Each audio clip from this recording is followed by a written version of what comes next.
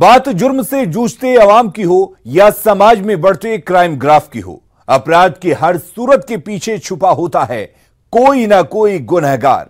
नमस्कार, मैं हूं आपके साथ अलीम अतहर। तफ्तीश की राह में आने वाली हर कड़ी सुराग बनकर पहुंचाती है गुनहगारों को सलाखों के पीछे। तो आप बने रहिए हमारे साथ, क्योंकि हर जुर्म के खिलाफ हमारी तफ्तीश लगातार जारी है। घर में कमाऊ बीवी नहीं है तो कोई बात नहीं, टीवी खरीदें और 5,000 रुपए प्रति माह कमाएं। कुछ इसी तरह का स्लोगन टीवी विज्ञापन के माध्यम से देकर धनबाद के भुईफोर में रहने वाले 2 शख्स से लाखों की धोखाधड़ी का मामला सामने आया है। ठगी के शिकार लोगों ने पीएम मोदी को ट्वीट कर न्याय की गुहार लगाई है। क्या है पूरा मामला, देखिए इस रिपोर्ट में। धनबाद में बीवी और टीवी के नाम पर 2 करोड़ की ठगी। ठगों ने पीएम मोदी के नाम का भी किया इस्तेमाल। पीड़ित ने प्रधानमंत्री को किया ट्वीट। गुजरात के अहमदाबाद में था हेड ऑफिस। धनबाद समेत देश भर में 18,000 लोगों से ठगी।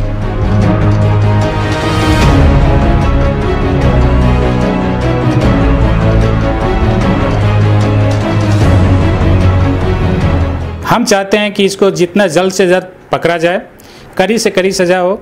अभी मेरा पैसा लेके भाग गया, कोई बात नहीं है। नेक्स्ट टाइम से कोई ऐसा क्राइम नहीं करे कि 4,000 करोड़ पूरा इंडिया में 18 से 20,000 कस्टमर हैं। कहते हैं कि बेवकूफ के धन पर होशियार राज करता है।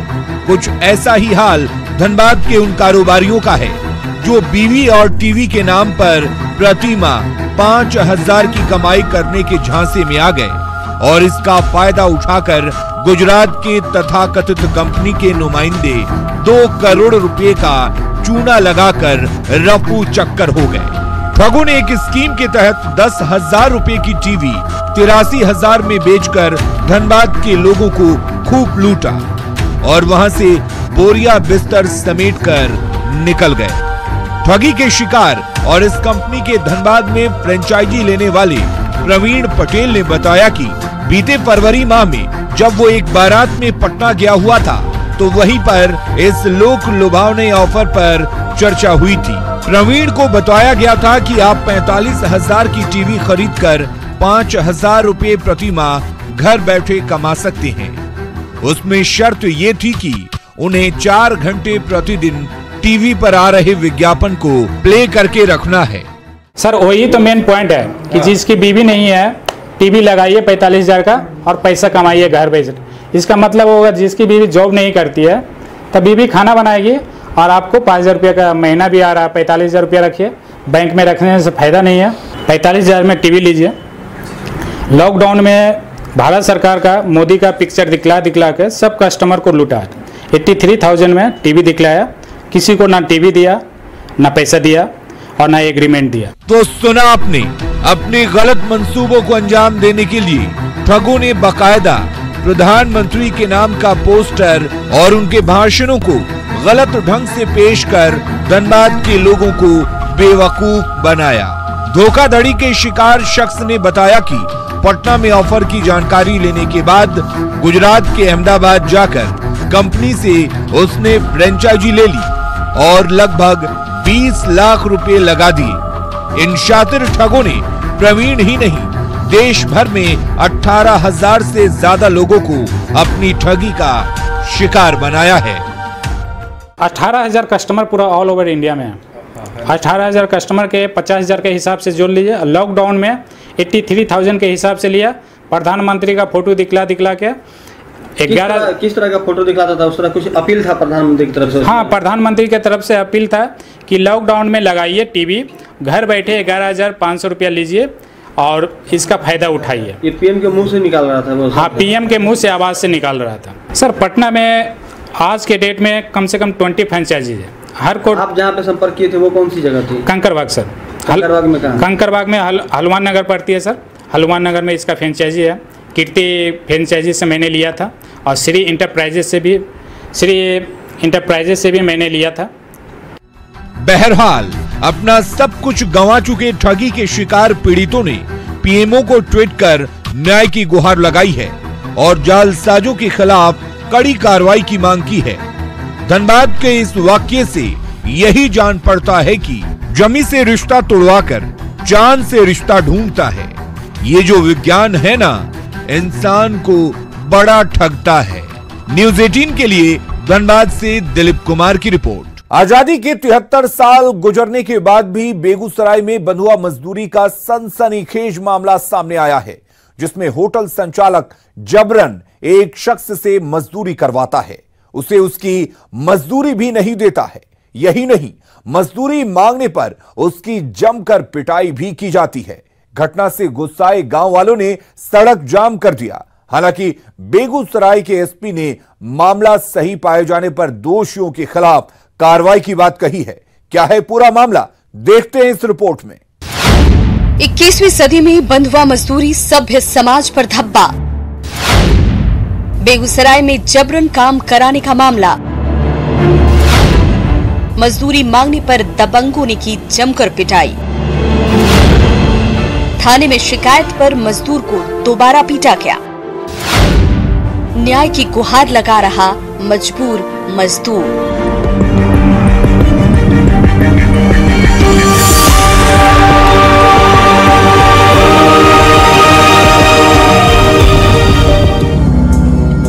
इक्कीसवीं सदी में बंधुआ मजदूरी की बात करने पर लोग हंसेंगे, लेकिन ये सच है। जी हां, बेगूसराय के फुलवरिया थाना क्षेत्र के मालती गांव में बंधुआ मजदूरी कराने का सनसनीखेज मामला प्रकाश में आया है, जहां एक होटल संचालक जबरन एक शख्स से मजदूरी कराता है और काम के बदले मजदूरी मांगे जाने पर उसकी पिटाई भी की जाती है। यही नहीं, जब पीड़ित ने थाने में शिकायत दर्ज कराई तो दबंगों ने उसकी दोबारा पिटाई की। पीड़ित मजदूर मंटुन शाह अपने गांव के ही प्रभाकर कुमार के होटल पर काम करता था। मंटुन शाह का आरोप है कि आए दिन होटल मालिक के द्वारा जबरन काम करवाया जाता और मजदूरी मांगने पर उसकी जमकर पिटाई की जाती है।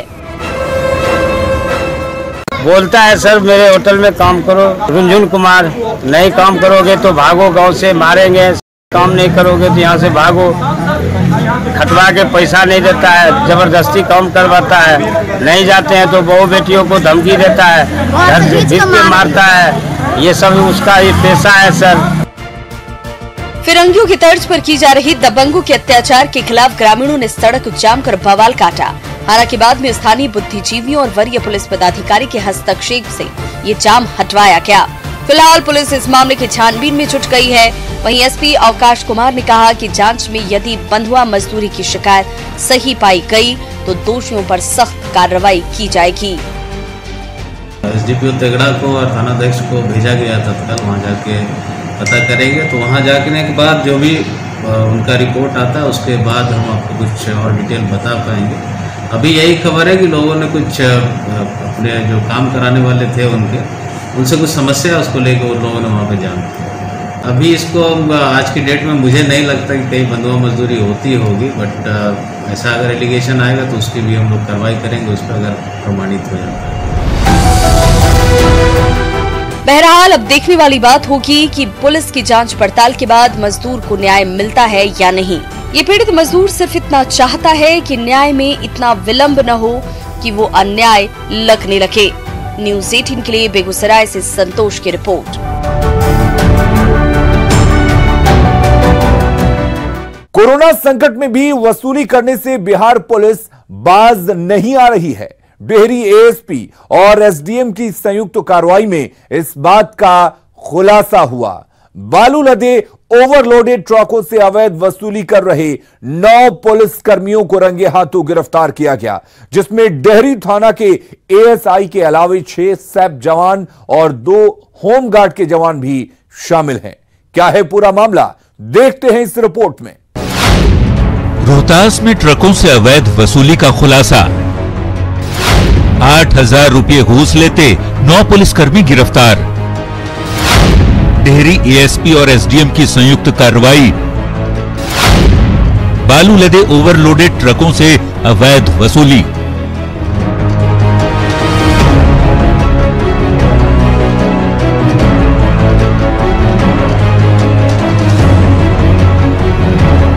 जब रक्षक ही भक्षक बन जाए तो फिर क्या कहेंगे। ऐसा ही एक मामला रोहतास में सामने आया है, जहां डेहरी एएसपी संजय कुमार और एसडीएम लाल ज्योतिनाथ शाहदेव की संयुक्त कार्रवाई में बालू लदे ओवरलोडेड ट्रकों से अवैध वसूली कर रहे 9 पुलिसकर्मियों को रंगे हाथ दबोचा गया। डेहरी थाना के एएसआई ललन प्रसाद, सैप के जवान शैलेश सिंह, दिनेश सिंह, विजय शंकर ओझा, राजेंद्र प्रसाद, रामानंद प्रसाद, जय किशन प्रसाद और होमगार्ड के जवान सुदामा सिंह, गोविंद तिवारी को गिरफ्तार किया गया। इन पर बालू के अवैध कारोबार को रोकने की जिम्मेदारी थी। डेहरी राष्ट्रीय राजमार्ग 2 पर बनाए गए चेक पोस्ट पर जांच में लगे इन पुलिसकर्मियों को अवैध वसूली करते पकड़ा गया। एएसपी संजय कुमार ने बताया कि इस बात की सूचना मिली थी कि बालू लदे एक ओवरलोडेड ट्रक को छोड़ने के लिए पुलिसकर्मियों ने 11,000 रुपए की मांग की थी। जब वे मौके पर पहुंचे तो 8,000 रुपए घूस लेते सभी पुलिसकर्मियों को रंगे हाथ दबोचा। फिलहाल सभी पुलिसकर्मियों पर कार्रवाई की जा रही है। एएसपी ने बताया कि चेक पोस्ट पर एक दंडाधिकारी की भी तैनाती थी, लेकिन उस वक्त वे मौके पर मौजूद नहीं थे। एक ओवरलोडेड ट्रक से सैप के जवानों के द्वारा 11,000 रुपये लिया गया था। सूचना का सत्यापन किया गया और 8,000 रुपया वहाँ से सीज किया गया एक सैप जवान के यहाँ से। इससे स्पष्ट है कि चेक पोस्ट पर 8 गार्ड और एक पुलिस पदाधिकारी की सहमति से वो पैसा लिया गया, जो बरामद हुआ है। इन लोगों पर एफआईआर दर्ज करके कार्रवाई की जा रही है। रोहतास जिला ट्रक ऑपरेटर संघ के अध्यक्ष विनय सिंह ने बताया कि पुलिसकर्मियों की ओर से ट्रक मालिकों को लगातार परेशान किया जा रहा था और पैसों की उगाही भी की जा रही थी, जिसकी शिकायत भी प्रशासन से की गई थी। इन पुलिसकर्मियों पर हुई इस कार्रवाई से ये स्पष्ट हो गया कि पुलिसकर्मी टीम बनाकर ट्रक मालिकों का दोहन कर रहे थे। उन्होंने ये भी बताया कि रिश्वत नहीं देने पर ओवरलोडिंग के नाम पर ट्रकों के टायर की हवा भी निकाल दी जाती है, जिससे ट्रक ऑपरेटर्स काफी परेशान हैं। तो सबसे कमजोर इस पूरे भारत में है तो ट्रक मालिक है, इसलिए कि एक ड्राइवर है और एक खलासी है। पकड़ करके तुरंत उसका हवा निकाल दीजिए, हवा निकाल के उसको मार के पीट के उसको खड़ा करा दीजिए, जो कि सरासर एकदम इतना बड़ा अन्याय इस प्रदेश में हो रहा है जिसका कोई ये नहीं है। वहीं जिला परिवहन पदाधिकारी की माने तो ओवरलोडेड गाड़ियों को पकड़ने के लिए लगातार अभियान चलाया जा रहा है। बावजूद इसके कुछ गाड़ियों की ओर से ओवरलोडिंग किए जाने पर कार्रवाई भी की जा रही है। जो अलाउ है लोडिंग के लिए उससे ज्यादा अधिक बालू की मात्रा नहीं लाना है, लेकिन कुछ गाड़ियों द्वारा ओवरलोडिंग की जाती है, उसकी हम लोग जाँच करते हैं। और मंडल पदाधिकारी एएसपी साहब और माइनिंग डिपार्टमेंट थे, परिवहन विभाग के अधिकारी थे, लगभग 110 गाड़ियों को हमने सीज किया है और कार्रवाई होगी, फाइन किया जाए। अधिकारियों की कार्रवाई से इस बात की पुष्टि हो गई है कि रोहतास में ओवरलोडिंग के गोरख धंधे में प्रशासन की भी मिलीभगत थी। अब देखना होगा कि दोषी पुलिसकर्मियों पर कब तक कार्रवाई हो पाती है। न्यूज़ 18 के लिए सासाराम से अजित कुमार की रिपोर्ट। तफ्तीश में वक्त हो चला है एक ब्रेक का, आप कहीं जाइएगा नहीं, हम जल्द हाजिर होते हैं। पिछले दिनों गया में हुए चौकीदार हत्याकांड का पुलिस ने खुलासा कर दिया है। चौकीदार का पुत्र ही अपने पिता का हत्यारा निकला। चौकीदार के बड़े बेटे ने 1.5 लाख रुपए की सुपारी देकर कॉन्ट्रैक्ट किलर से पिता की हत्या कराई थी। फिलहाल पिता का हत्यारा पुलिस की गिरफ्त में है। क्या है पूरा मामला, इस रिपोर्ट में देखिए। रिश्तों का कत्ल। गया में चौकीदार हत्याकांड का उद्भेदन। साजिश के तहत बुलाकर की गई थी चौकीदार की हत्या। बड़े बेटे ने पिता की जान की कीमत लगाई।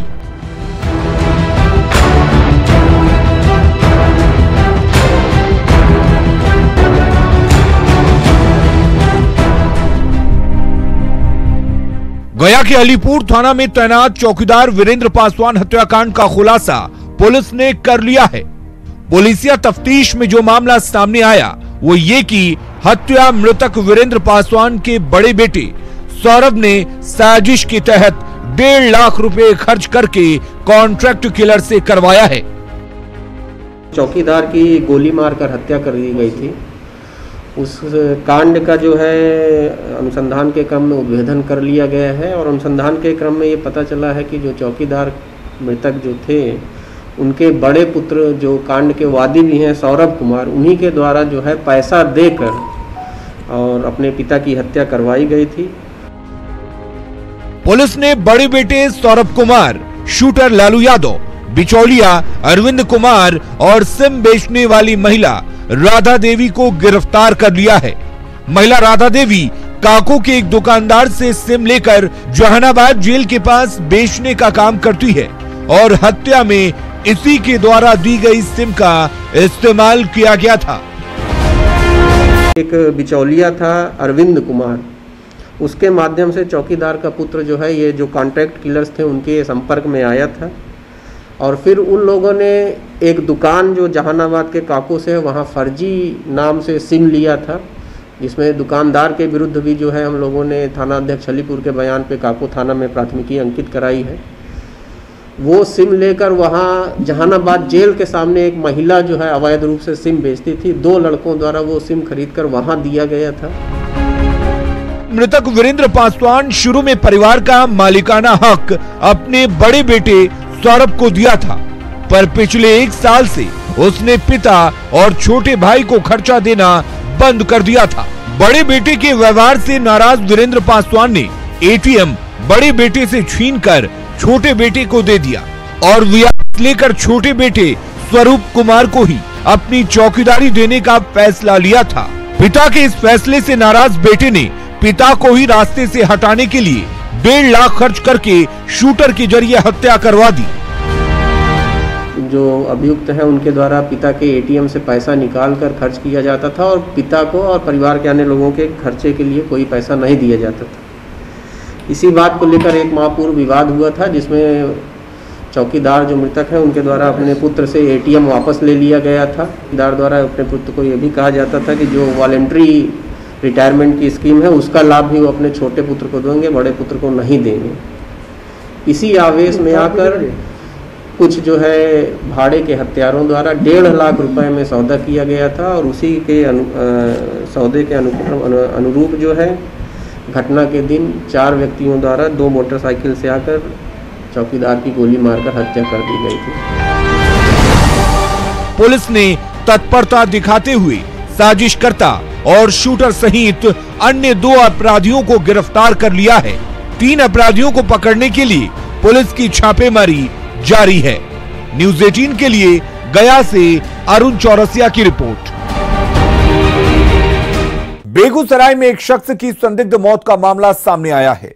37 वर्षीय सुधीर एक शादी समारोह में शामिल होने के लिए घर से निकला था, लेकिन अगले दिन उसका शव अपने ही घर में पंखे से लटका मिला। आखिर किन परिस्थितियों में शख्स की मौत हुई, क्या है पूरा मामला, देखते हैं इस रिपोर्ट में। पंखे से लटका मिला शख्स का शव। शव मिलने से इलाके में सनसनी। हत्या या आत्महत्या, संशय बरकरार। बेगूसराय के नगर थाना क्षेत्र स्थित हरर्ख इलाके में उस वक्त सनसनी फैल गई जब एक व्यक्ति का शव घर में ही पंखे से लटका मिला। मृतक की पहचान वार्ड 12 के हरर्ख निवासी अरविंद सिंह के पुत्र 37 वर्षीय सुधीर कुमार के रूप में की गई। परिजनों ने बताया कि मृतक शादी समारोह में शामिल होने निकला था और वह घर कब लौटा यह किसी को पता नहीं चल पाया। सीढ़ी निकाल के गली से उस रूम में लाया गया। नया रस्सी था, उसमें बॉडी को लटकाया हुआ था, पूरा अंदर धंसा हुआ है, बाहर से भी बंद था।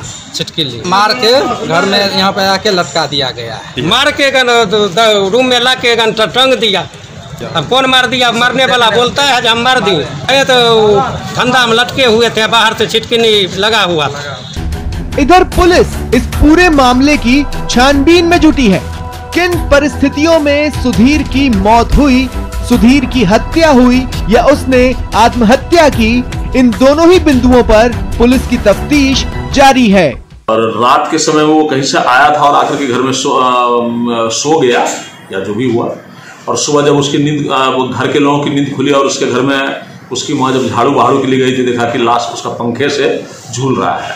उसके परिजनों के द्वारा लिख करके दिया गया है कि ये विशुद्ध आत्महत्या का मामला है, इसमें किसी का कोई दोष नहीं है। बहरहाल सुधीर की मौत से जहां परिजन सदमे में है, वहीं पुलिस ने घटना के सभी बिंदुओं पर छानबीन शुरू कर दी है। अब देखना होगा कि पुलिस कब तक मामले का खुलासा कर पाती है। न्यूज़ 18 के लिए बेगूसराय से संतोष की रिपोर्ट। अपराधी चाहे लाख शातिर हो, तफ्तीश की दिशा अगर सही है तो बच नहीं सकता कोई गुनहगार सलाखों के पीछे जाने से। तो पुलिस चाहे सोई हो, मुजरिम चाहे कोई हो, आप बने रहिए हमारे साथ, क्योंकि हर जुर्म के खिलाफ हमारी तफ्तीश लगातार जारी है।